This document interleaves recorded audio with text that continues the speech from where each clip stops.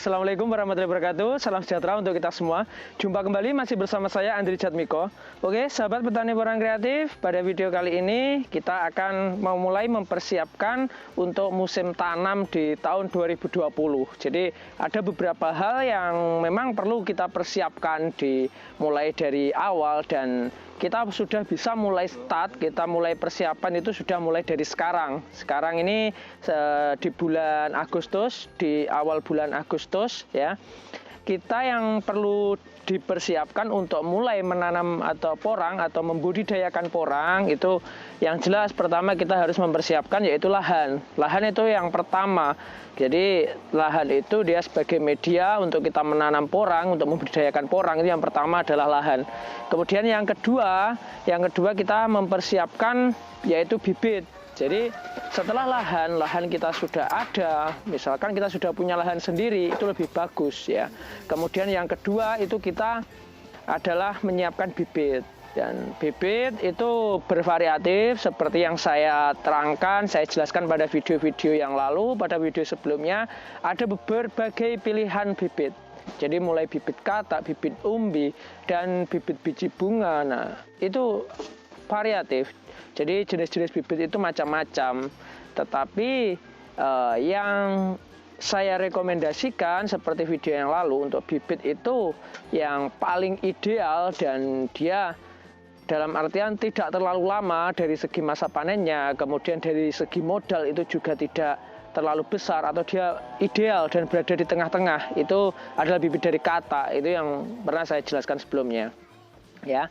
Dan kita start untuk persiapan tanam itu adalah mulai bulan 8 ini kita sudah start. Jadi kita mempersiapkan lahan itu nanti kita persiapkan, kita bersihkan, kemudian setelah kita bersihkan, nah kita melakukan olah tanah atau pengolahan lahan. Kemudian kita juga menyiapkan pupuk. Ya, seperti di belakang ini kita mempersiapkan pupuk. Jadi pupuk itu dia sangat penting sekali. Pupuk sangat penting untuk unsur hara tanah, dan di mana pupuk tersebut dia mengandung unsur-unsur mikro dan makro, dan itu bermanfaat sekali untuk tanaman porang. Nah, kita mempersiapkan. Sedangkan untuk jenis pupuk yang digunakan itu saya merekomendasikan adalah pupuk organik. Jadi pupuk organik dia bagus untuk tanaman porang, dan saya merekomendasikan pupuk organik dan juga mengurangi penggunaan pupuk kimia, karena pupuk organik ini dia sebetulnya dia lebih bagus untuk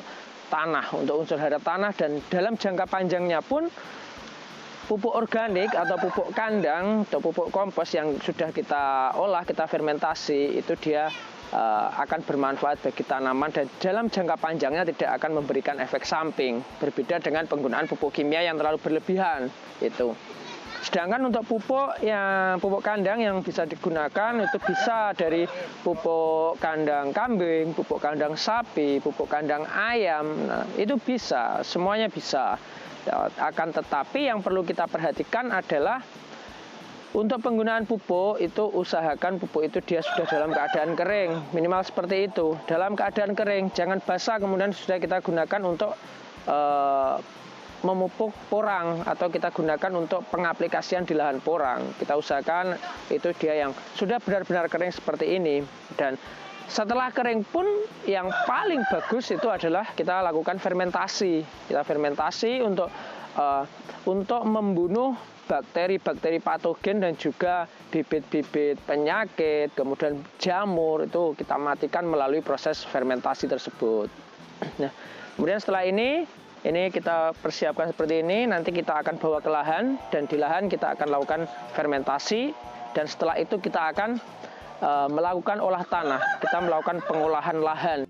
Oke, tadi kita sudah mempersiapkan pupuk kandang, kemudian bibit kita sudah siapkan juga. Jadi bibit itu sudah kita siapkan jauh-jauh hari. Jadi ketika di bulan-bulan 5, bulan 6, ketika katak itu dia sudah jatuh, nah itu kita sudah siapkan. Kemudian kita karantina, kita bawa pulang ke rumah, itu yang kita gunakan. Dan juga mungkin untuk yang baru memulai tanam atau belum memiliki bibit sendiri, itu mungkin bisa mempersiapkan, bisa beli ke penjual bibit, dan itu sudah bisa dipersiapkan sebagai bibit awal, ya, bibit awal untuk mulai membudidayakan porang. Dan Setelah bibit sudah ada, lahan ini yang kita perlu persiapkan dan juga pupuk kandang. Pupuk kandang tadi kita sudah siapkan, kita sudah ambil, dan beberapa juga sudah kita bawa ke lahan. Itu pupuk kandang. Dan setelah itu kita ke lahan, kita cek untuk kondisi lahan kita seperti apa. Nah, yang pertama harus kita perhatikan adalah kondisi tanah. Jadi kondisi tanah ini apakah masih banyak semak-semaknya atau masih banyak rumput-rumputnya atau tanaman-tanaman yang lain. Nah, itu yang perlu kita perhatikan. Jadi untuk memulai membudidayakan porang, persiapan lahan ini sebaiknya kita mulai dari sekarang. Jadi dari mulai bulan 8 itu sudah persiapan, atau bahkan bulan 7 kemarin itu sudah ada yang persiapan, ya. Meskipun kita menanamnya itu misalkan di bulan 9 atau di bulan 10, kenapa harus kita persiapkan dari awal? Karena di situ ada proses-proses mengawali budidaya porang, dan itu tidak sebentar. Jadi lahan ini harus benar-benar kita start dari awal.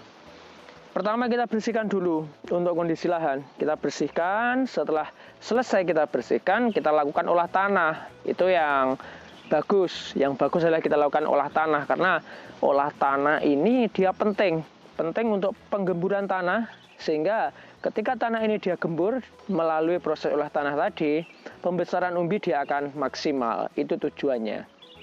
Dan untuk mengolah tanah ini, ya kita kenapa harus di bulan-bulan seperti ini? Karena di bulan seperti ini adalah awal kemarau. Awal kemarau, tanah ini belum terlalu kering, ya. Tanah belum terlalu keras, belum terlalu padat, dan ketika kita mengolah, ini kita cangkul, tanah kita cangkul, ataupun kita menggunakan bantuan traktor atau kultivator. Nah, itu tanah dia masih mudah, untuk digemburkan dia masih mudah, dia tidak terlalu keras, sehingga akan menghemat waktu kita dalam mengolah tanah. Apabila kita olah tanah di bulan 9, di bulan 10, tidak ada masalah, bisa. Akan tetapi kita akan lebih sulit, karena di bulan-bulan itu kemarau sudah panjang dan tanah dia sudah keras. Itu kenapa saya di sini merekomendasikan mulai sekarang kita sudah mempersiapkan lahan. Nah, setelah lahan ini kita sudah siap, kemudian bibit kita juga sudah siap, kemudian pupuk kandang sudah kita bawa ke lahan. Proses selanjutnya nanti setelah ini kita adalah melakukan penggemburan tanah, pengolahan tanah, dan juga fermentasi. Nah, fermentasi juga perlu kita perhatikan. Jadi fermentasi pupuk kandang itu minimal adalah 3 minggu, ya. Jadi durasi untuk melakukan fermentasi pada pupuk kandang itu adalah 3 minggu. Jadi usahakan 3 minggu sebelum tanam, sebelum masa tanam, ini yang paling lambat. Selambat-lambatnya itu 3 minggu sebelum kita menanam porang itu kita sudah harus fermentasi. Nah, itu yang saran saya. Jadi alangkah baiknya lebih lama lebih bagus. Sekarang kita persiapkan pupuk kandang, kemudian kita fermentasi. Nah, nanti ketika musim tanam sudah bisa kita gunakan untuk dijadikan sebagai pupuk dasar porang. Itu yang bagus. Oke, sementara seperti itu video kali ini untuk persiapan memulai atau mengawali budidaya porang. Setelah ini kita akan lanjut di video setelahnya. Oke, terima kasih. Jika video ini bermanfaat, jangan lupa untuk like, comment, subscribe, dan bagikan ke sahabat petani porang kreatif yang lain. Oke, terima kasih. Wassalamualaikum warahmatullahi wabarakatuh. Salam sukses, salam petani porang kreatif.